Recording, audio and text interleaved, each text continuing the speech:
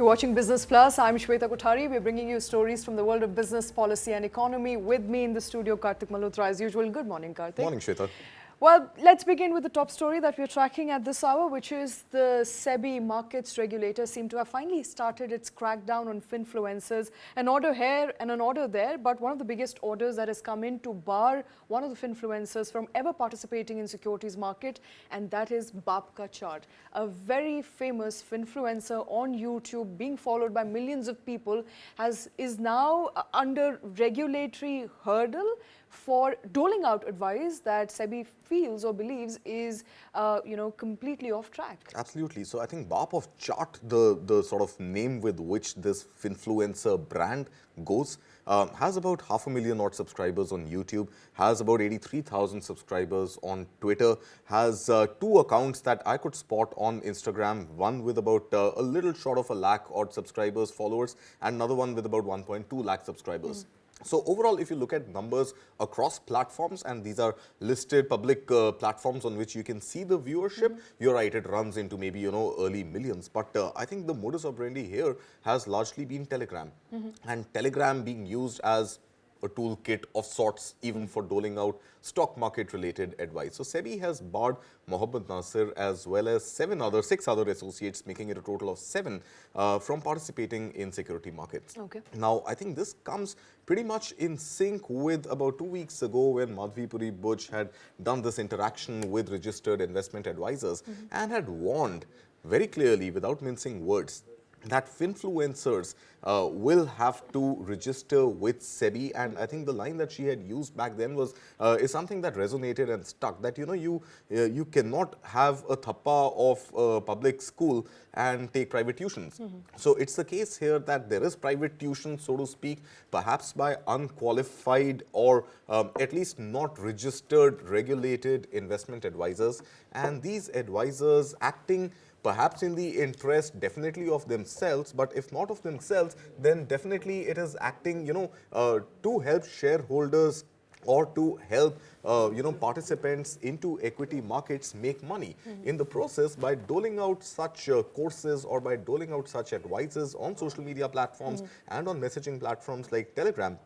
These Finfluencers what are the promises themselves that they're making? What are they telling? I mean, what is the problem here? I mean, with see, Finfluencers? I don't follow the unregistered, investment advisors. So honestly, I've not seen a single video start to end of any of them. But these somehow, they do pop up once in a while. So I don't think there are promises as such being made, but there are clear-cut courses being offered, courses that will help you become perhaps in your own level Baaps of the charts, so to speak, and gain from that wisdom, gain from that experience, gain from that knowledge to participate in security markets and make money. All right. Either for Only yourself they're not or registered. They're not. So Baap of Chart and Mohammad Nasir and the 6 other associates are not registered investment advisors. And that message is coming down very clearly that if you don't register, then you have no business to be doling out advice or offering courses of any kind related to stock markets, security markets, and make money in the process and promise other people to make a living through